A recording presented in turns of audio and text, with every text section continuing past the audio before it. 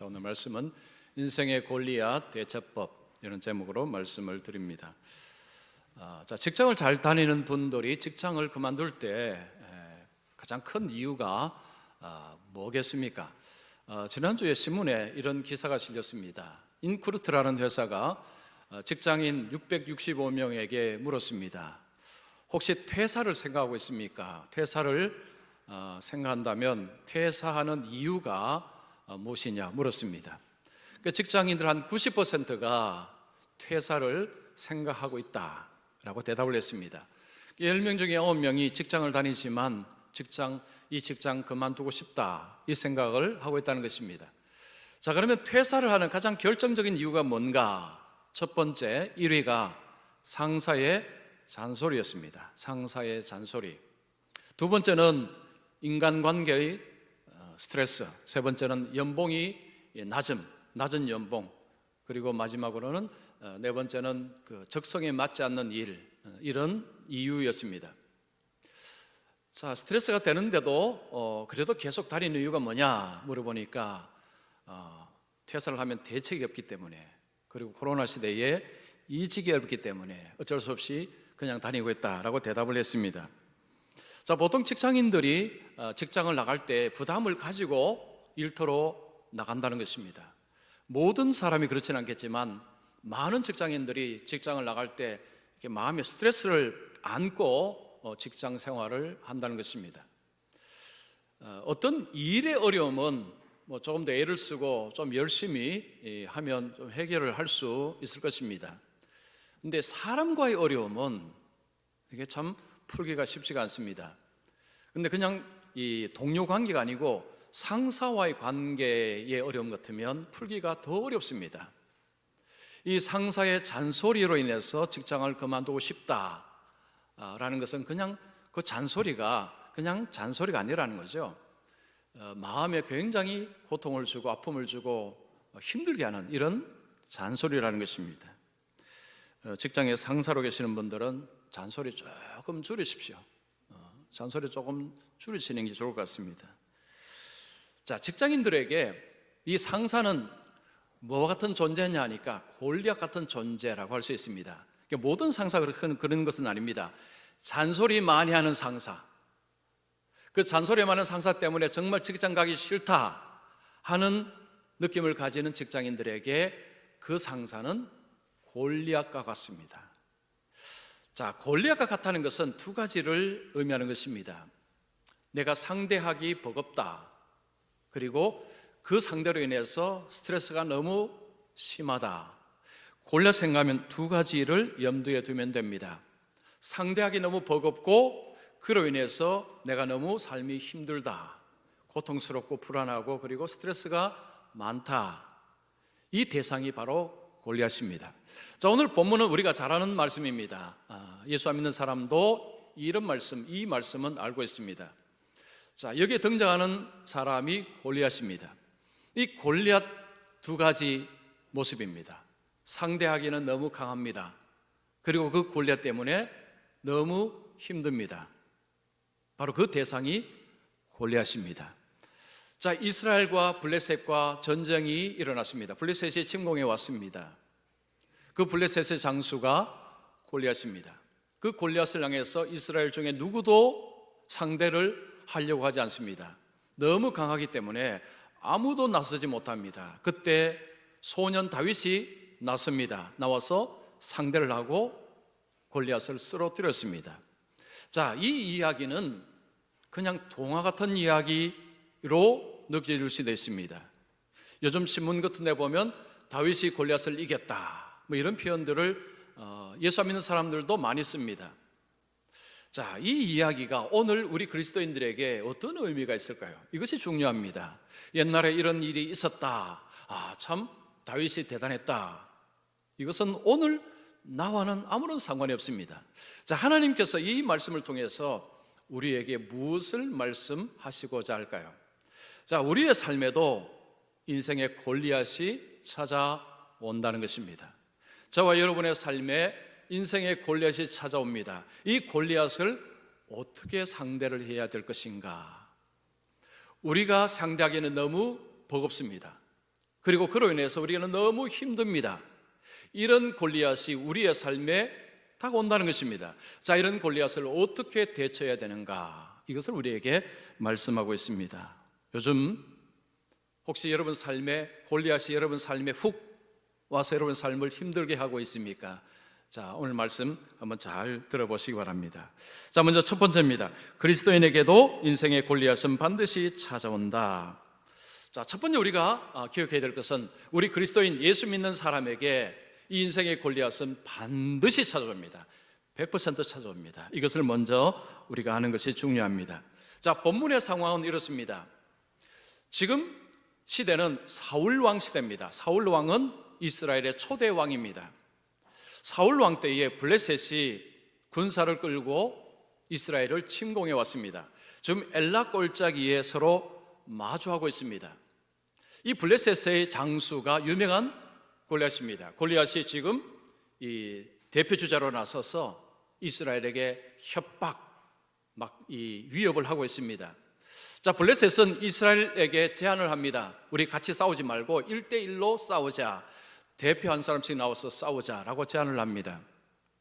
싸워서 그가 나를 이기면 우리가 너희들의 종이 될 것이다. 내가 이기면 너희가 우리의 종이 되어야 될 것이다. 이런 제안을 합니다. 이 제안을 받았던 이스라엘 백성들은 기분이 어떨까요? 큰일 났습니다. 왜냐하면 이 골리앗은요, 누구도 상대할 수 없을 만큼 너무 강한 장수였습니다. 이 사람의 키가 얼마냐? 4절에 보면 6규빗 한 뼘입니다. 한 규빗이 45cm, 한 뼘이 13cm입니다. 그러면 키는 2m 83입니다. 여러분 2m만 돼도요, 대부분 이렇게 위로 봅니다. 위로. 다 위로 보죠. 그런데 거의 3m에 육박합니다. 3m를 어떻게 봐야 될까요? 이렇게 봐야 됩니다. 이 사람 키만 컸을까요? 이 사람의 체격이 엄청났습니다. 자, 그의 갑옷의 무게를 보면요, 5,000세겔입니다. 5절에 보면 5,000세겔 무게로 57.5kg입니다.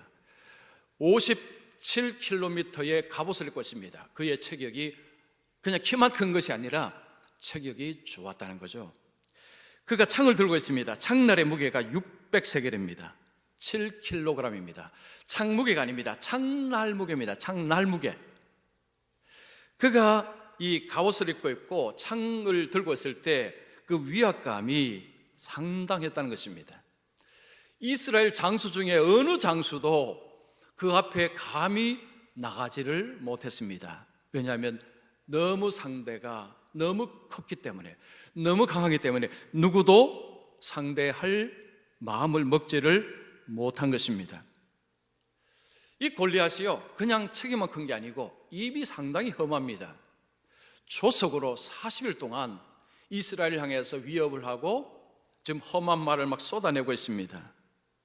이 앞에서 이스라엘 백성들은 어떻게 하고 있습니까? 여러분 11절 보십시오. 사울과 온 이스라엘이 블레셋 사람의 이 말을 듣고 놀라 크게 두려워하니라. 크게 두려워하다. 이들은 공포를 느끼고 있습니다. 골리앗이 지금 밤낮으로 소리치고 있습니다. 그 앞에서 이스라엘은 그냥 부들부들 떨고 있습니다. 너무 두려워하고 있습니다. 이스라엘이 느끼는 스트레스가요, 이게 보통이 아닙니다. 상대는 너무 큽니다. 그리고 그로 인해서 받는 스트레스도 너무너무 큽니다.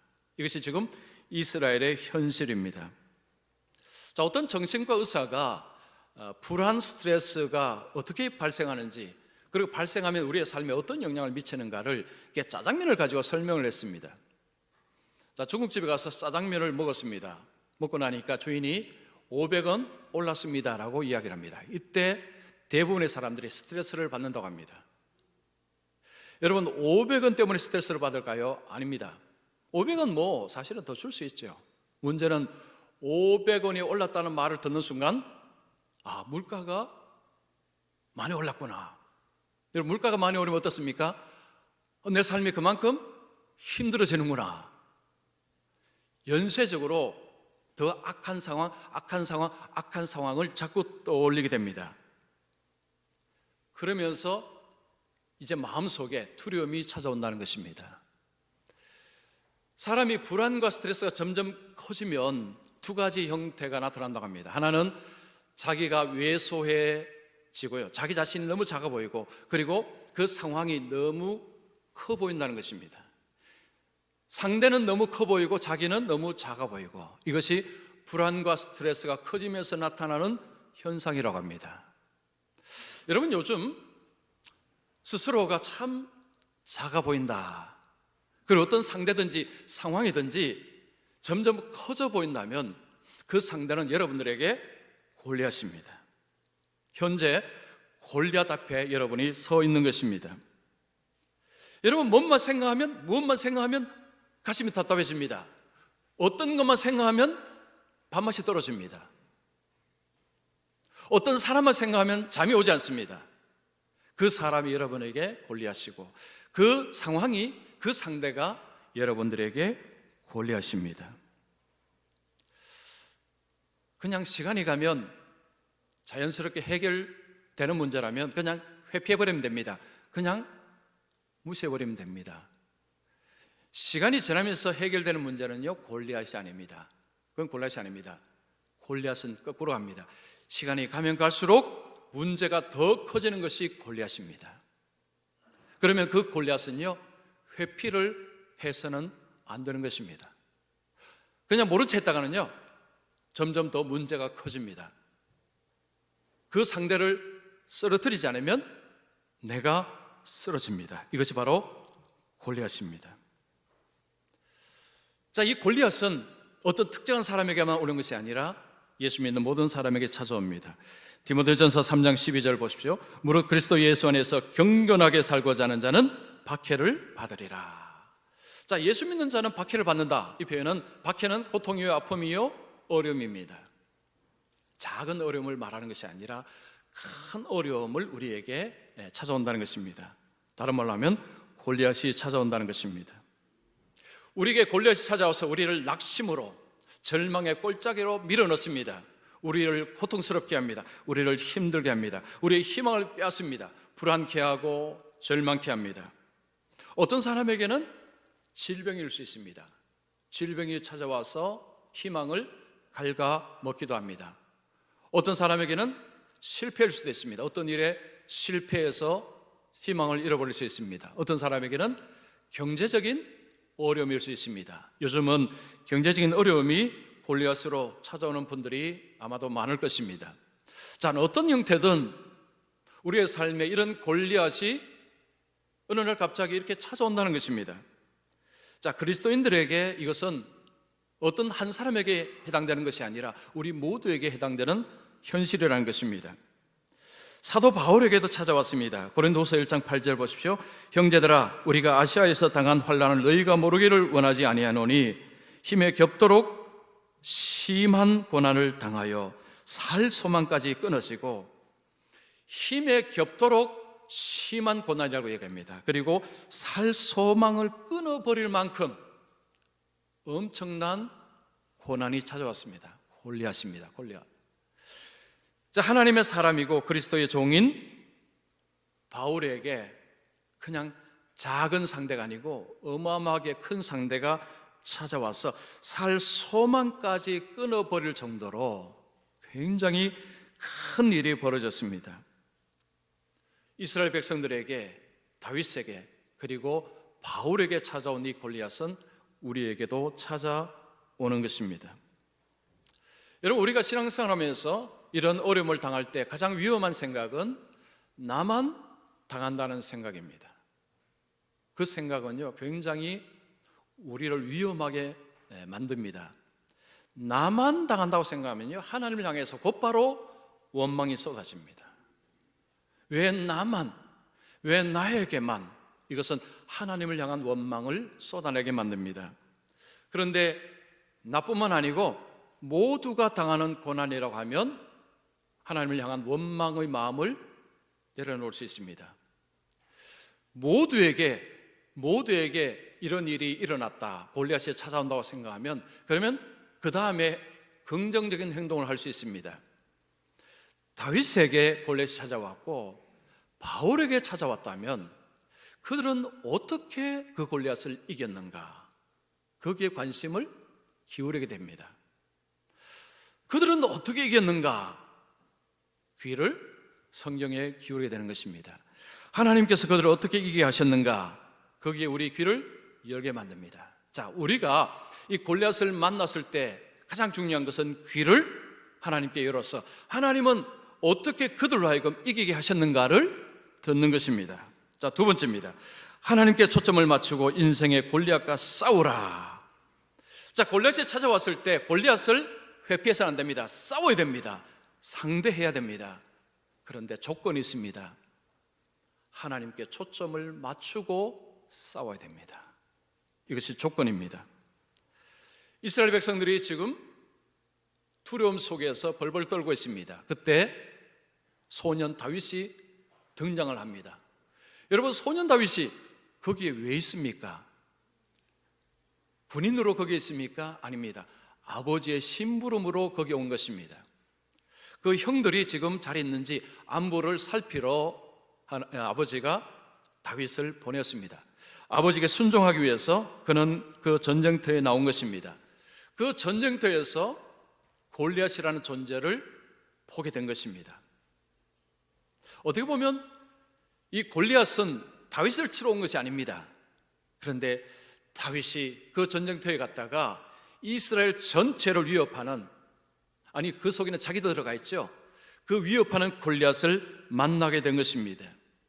다른 사람들은 전부 다 지금 움찔움찔하고 있습니다. 감히 나서지 못하고 있습니다. 그런데 그 소년 다윗이 당당하게 골리앗 앞에 서는 모습을 보여줍니다. 자, 그는 주위 사람들에게 저 골리앗을 이기면 어떤 대우를 받는지를 묻습니다. 26절 보십시오. 다윗이 곁에 서 있는 사람들에게 말하 이르되 이 블레셋 사람을 죽여 이스라엘의 치욕을 제거하는 사람에게는 어떠한 대우를 하겠느냐? 저 골리앗을 죽이면 어떤 상을 받느냐라는 거죠.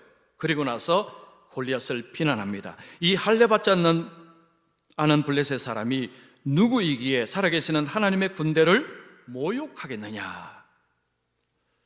다윗이 그냥 내가 이기면 무슨 상 받느냐, 이 상에 관심을 갖고 있는 표현이 아닌 거죠. 이 골리앗이 할례받지 못한, 그리고 이스라엘에 치욕을 주는 대상이 골리앗입니다. 다윗은 이 골리앗을 향해서 자기가 상대하겠다고 나선 것입니다. 자, 그때 그 이야기를 형이 들었습니다. 근데 그 형의 말이 너무너무 동생을 너무 무시하는 말입니다. 28절 보십시오. 내가 어찌하여 이리로 내려왔느냐? 들에 있는 양들을 누구에게 맡겼느냐?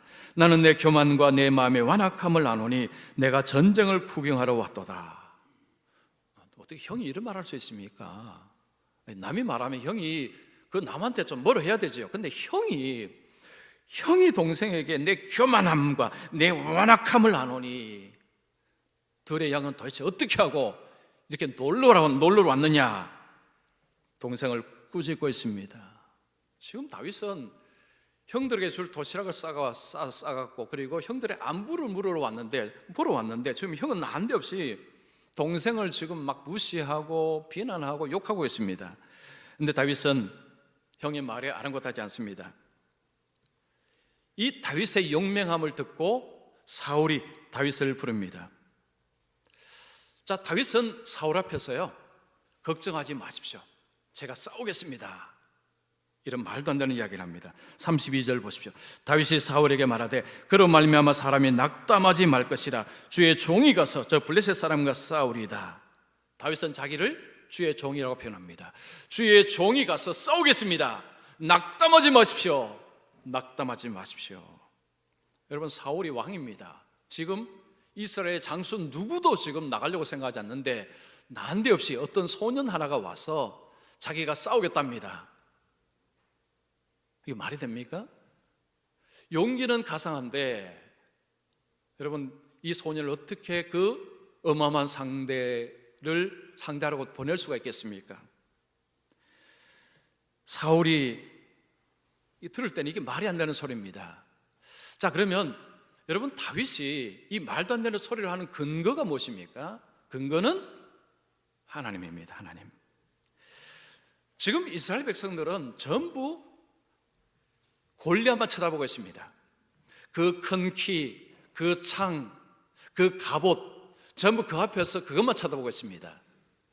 그런데 다윗의 말을 가만히 보면요, 다윗은 골리앗이 키가 얼마인지, 골리앗의 갑옷이 무게가 얼마인지, 창 무게가 얼마인지 별로 관심이 없습니다. 여러분, 다윗의 언어 속에 다윗의 주된 관심이 무엇입니까? 하나님입니다. 하나님. 26절 보십시오. 살아계시는 하나님의 군대. 45절에 만군의 여호와 이름 곧 내가 모욕하는 이스라엘 군대의 하나님. 47절에 전쟁은 여호와께 속한 것인즉 그가 너희를 우리 손에 넘기시리라. 지금 다윗이 많은 말을 쏟아내는데 그 말의 주어, 그 말의 핵심은 전부 하나님입니다. 하나님. 만군의 여호와, 살아계시는 하나님. 전쟁은 하나님께 속한 것인즉. 다윗의 언어와 다른 이스라엘 백성들의 언어가 다릅니다. 다른 사람들은 주로 골리앗을 이야기하죠. 그런데 다윗은 주로 하나님을 이야기합니다. 여기서 결정적인 차이가 납니다. 자, 우리가 평상시에 어떤 우리의 언어들, 그리고 특별히 힘들 때, 여러분 힘들 때 쓰는 언어가 중요합니다. 자, 그러면 다윗은 이런 언어를 어떻게 쓸 수 있었을까요? 책에서 보았기 때문에, 아니면 다른 사람이 하는 말을 들었기 때문에, 그거 그냥 들은 지식을 가지고 이야기할까요? 아닙니다. 현장 경험에서 나온 지식입니다. 책상에서 배운 지식 아닙니다. 그냥 남이 하는 지식 아닙니다. 그 삶의 현장에서, 그 삶의 현장에서 경험한 지식입니다. 그 삶의 현장이 무엇입니까? 목동으로서의 삶의 현장입니다. 그 양을 향해서 달려오는 사자와 곰과의 싸움에서 승리한 삶의 현장의 지식입니다. 37절 보십시오. 또 다윗이 이르되 여호와께서 나를 사자의 발톱과 곰의 발톱에서 건져내셨은즉 나를 이 블레셋 사람의 손에서도 건져내시리이다. 사울이 기가 막혀합니다. 소년이 지금 이야기하니까 사울은요, 지금 그 소년이 말하니까 얼마나 기가 막힙니까? 그런데 그 사울에게 하는 말을 보십시오. 여호와께서 나를 사자의 발톱과 곰의 발톱에서 건져내셨은즉 나를 이 블레셋 사람의 손에서도 건져내리이다. 이 말을 듣자 사울은 가라고 이야기합니다. 가라, 여호와께서 너와 함께 계시기를 원하노라. 이 말을 듣기 전에는 사울의 마음속에도 참 이 소년이 용기는 가상한데 너는 가면 게임이 안 돼, 너는 가면 안 돼 라고 사실은 말리고 싶었는데, 다윗이 사자와 곰의 발톱에서 하나님이 나를 건져내셨은즉 이 말 딱 하자 사울도 좋다, 가라, 인정을 해준 것입니다. 여러분, 요즘 이 세상도 마찬가지입니다. 현장 경험, 현장 지식이 최고입니다. 요즘 이제 기업체들, 유명한 기업체들은요, 블라인드 테스트 한다 그러죠. 뭐 어떤 대학을 나왔는지 이거 보는 것이 아니고 현장 지식, 살아있는 지식. 책상에서 앉은 지식은 현장에 오면 너무 다르기 때문에 이게 쓸 수 없는 지식이 너무 많다는 것입니다. 지금 다윗은 하나님을 향한 하나님의 지식이요, 책상 지식 아닙니다. 썬데이 크리스찬의 지식 아닙니다. 현장의 삶에서 녹아든 지식입니다. 이 지식 이야기를 듣자마자 사울은 그래, 그러면 가라 보냈습니다. 우리에게 필요한 지식이 바로 이 지식입니다. 자, 다윗은 무기가 무엇입니까? 갑옷이 아닙니다. 사울이 갑옷을 입히자 안 맞으니까 다 그냥 벗어버립니다. 막대기 하나, 돌 5개입니다. 골리앗이 지금 자기 앞에 소년이 나오는데 막대기 들고 있습니다. 기가 찹니다. 43절을 보십시오. 블레셋 사람이 다윗에게 이르되 내가 나를 개로 여기고 막대기를 가지고 내게 나왔느냐. 너 지금 개 잡으러 나왔느냐 이런 이야기죠. 뭐 개 잡으러 갈 때 막대기 가지고 나가겠죠. 골리앗이 지금 자기를 상대하러 한 사람이 나오는데 장수도 아니고 갑옷도 안 입었습니다. 막대기 하나 들고 주머니 차고 있는데 그 안에 돌이 들어가 있습니다. 너가 나를 개로 여기느냐.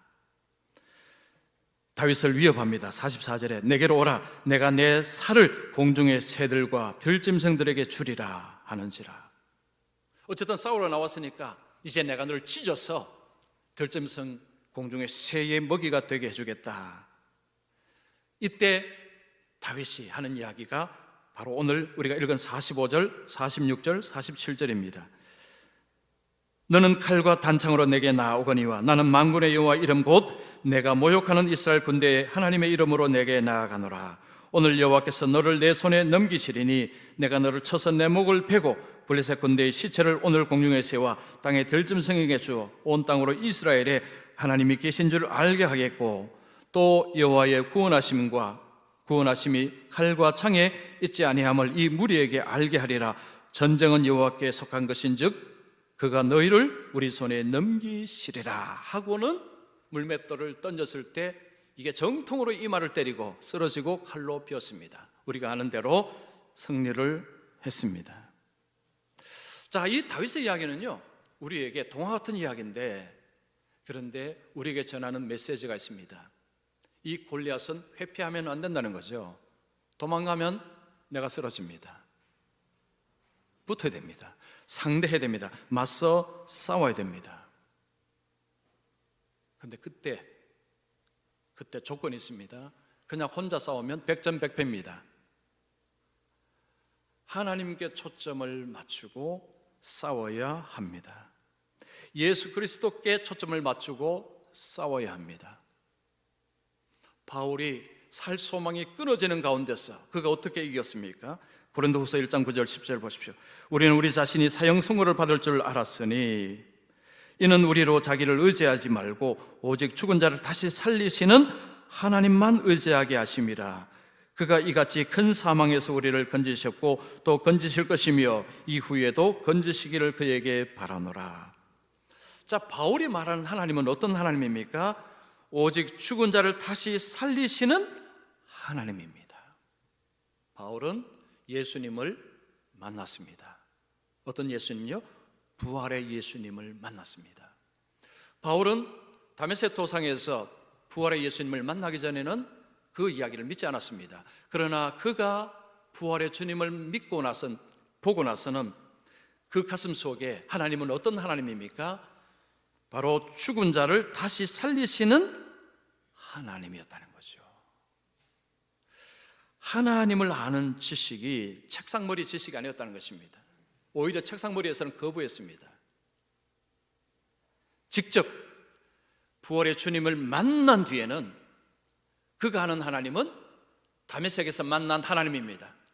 죽은 자를 다시 살리시는 하나님이었습니다. 자, 그 하나님이 큰 사망에서 우리를 건지시고 앞으로도 건지실 것이다. 우리에게 이 지식이 필요합니다. 저에게도 그렇고 여러분에게도 그렇습니다. 여러분 평소의 삶의 현장에서 여러분 직장에서, 가정에서, 학교에서 하나님이 어떤 하나님이신가가 중요합니다. 디모데전서 4장 5절 보십시오. 경건에 이르도록 내 자신을 연단하라. 육체 연단은 약간의 유익이 있으나 경건은 범사 유익하니 금생과 내생의 약속이 있느니라. 육체 연단, 육체의 훈련, 우리가 운동하는 것은요 이 땅에서 건강하게 사는 데 도움을 줍니다. 그런데 영적인 이 훈련, 경건, 이 영적인 훈련은 영원히 효과를 발휘합니다. 여러분, 이 영적인 훈련의 핵심이 뭘까요? 하나님과 함께하는 삶, 주님의 능력을 경험하는 삶, 주님과 동행하는 삶, 주님을 경험하는 삶, 하나님을 경험하는 삶, 이것이 바로 경건의 핵심입니다.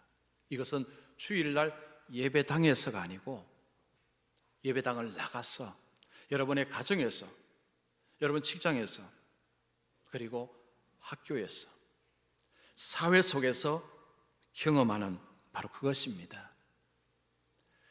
우리의 삶의 현장에서 경험하는 하나님이 우리의 삶에서 경험하는 그 골리앗 앞에서 우리를 용기 있게 만드는 바로 그 하나님이십니다. 주일날 우리가 하나님을 잘 배우는 것은 너무너무 중요합니다. 그런데 선데이 크리스찬만 되면요, 일상 속에서는 무능력한 그리스도인이 되기가 너무 쉽습니다. 교회에서는 어느 직분을 가지고 있을지라도 교회 문 밖을 나가면 전혀 힘을 쓰지 못하는 맥 없는 그리스도인이 되기가 딱 쉽습니다. 우리가 주일날 배운 지식, 이 하나님을 아는 지식을 삶 속에서 적용해야 됩니다. 여러분, 매일 우리가 눈을 뜨면요, 우리 속에는 걱정거리가 매일 있습니다. 하루도 문제없는 날은 한 날도 없습니다.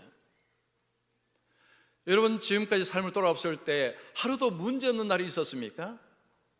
하루도 없습니다. 우리는 매일매일 문제 속에서 눈을 뜨고 문제 속에서 다시 잠자리에 들어갑니다. 문제의 크기만 다를 뿐이죠. 여러분, 날마다 우리 속에 문제는 다가옵니다. 자, 그 문제 속에서 하나님 우리를 훈련하십니다. 그래서 우리의 걱정거리는 한편으로는 우리의 훈련의 재료가 될 수 있습니다. 자, 어떤 걱정거리가 있을 때 이 걱정거리를 하나님 앞에 의탁을 하고 하루를 살아가는 것입니다. 하나님, 오늘도 살아갑니다. 오늘 제가 이런 일을 해야 되는데 마음이 너무 근심이 됩니다. 너무 마음이 걱정이 됩니다. 어떻게 해야 될지 모르겠습니다. 하나님 도와주시옵소서. 하나님 지혜를 주시옵소서. 저는 힘들지만 어쨌든 제가 해야 되니까 상대하겠습니다. 하나님 도와주시옵소서. 여러분, 삶 속에서 작은 것들 속에서 하나님이 나와 함께 하시고 하나님께서 나의 삶을 책임지시고 나를 도우신다는 이 경험이 축적이 굉장히 중요합니다. 그럴 때 주일이 달라집니다. 여러분, 한 주간 동안 우리 하나님께서 내 삶 속에 여러분 힘든 일, 어려운 일 헤쳐나갔을 때 여러분 주일이 얼마나 좋겠습니까? 하나님을 예배하고 하나님을 찬송하는 것이 얼마나 감격스럽겠습니까? 그런데 일주일 동안 그런 것이 없이 그냥 여러분 힘으로 열심히 살다가 주일 되면 아이고 오늘도 주일이네, 안 가니까 안 되고 가긴 가야 되겠고 그냥 오는 것입니다. 감격이 없는 거죠. 날마다 우리의 삶 속에 걱정거리, 어려움거리 뭐 이런 저런 거리가 우리 속에 있습니다. 그걸 가지고 훈련의 재료로 삼으셔야 됩니다. 작은 거지만 하나님 이 어려움 속에서 이 걱정거리 속에서 하나님 도와주시옵소서. 하나님 은혜를 베풀어 주시옵소서. 내가 회피하지 않고 상대하겠습니다. 제가 이 설교 준비하면서요, 어떤 어려움 속에는 저도 회피를 많이 했었어요. 근데 결국은 해결하는 것은 전부 뭐냐? 상대하니까 해결을 다 했습니다. 도망가니까 문제가 점점 더 커지는데 결국은 상대를 하니까 문제 해결된 것이 사실은 대부분이었습니다. 그래서 제가 이 설교 준비하면서도 나는 어떻게 살았나? 이게 정말 사실인가? 내 삶 속에 진짜로 고백할 수 있는가? 이런 질문을 정말 많이 던졌습니다. 여러분, 동일하게 여러분 질문 한번 던져보십시오. 내 삶 속에서 하나님은 어떤 분이신가? 삶의 실제적으로 나의 삶의 실제 역사하시고 나의 삶을 도우시는, 죽은 자를 살리시는 그런 하나님으로 내 삶 속에 나와 함께 하시는가? 이 질문이 진짜 중요합니다. 그럴 때 큰 골리앗이 왔을 때 그 골리앗을 향해서 도망가지 않고 상대할 수 있는 그런 용기를 가질 수 있는 거죠. 그 용기는 내게 있는 것이 아니라 우리 주님께 초점을 맞추고, 그래서 우리 하나님을 우리가 입으로 어떻게 고백하느냐는요, 어려움 속에서 그 사람이 어떻게 대처하는 걸 보여주는 키입니다. 키. 그래서 우리가 평소에 하나님을 고백할 때 여러분 내 입술에 하나님을 어떻게 고백하는가가 이게 정말 중요합니다. 자, 어떻습니까? 여러분은 하나님을 어떻게 고백하십니까? 그리고 정말 이 골리앗을 만났을 때 하나님을 어떻게 고백하고 그 골리앗을 상대하시겠습니까? 자, 오늘 이 말씀은 우리에게 소망이 되는 말씀이고 용기를 주는 말씀입니다. 우리 힘으로는 백전백패지만 하나님께 초점을 맞추고 하나님을 의지할 때는 상황이 바뀌어질 수 있다. 즉 승리할 수 있다. 아니 승리한다. 이것을 우리에게 말씀하는 것입니다. 요즘 어떤 골리앗이 여러분 앞에서 힘들게 하십니까? 혹시 도망가고 계시지 않습니까? 회피하고 계시지 않습니까? 다시 한번 보십시오. 도망가는 것이 해결책이 아닙니다. 다시 한번 보시고 그리고 정면 승부를 하시되 하나님 의지하고 하나님 붙들고 여러분 싸우셔서 여러분 힘들게 하는 그 골리앗을 상대로 승리하시고 이기시고 그래서 하나님의 능력을 삶 속에 경험하시는 우리 모든 분들 되시기를 축원합니다.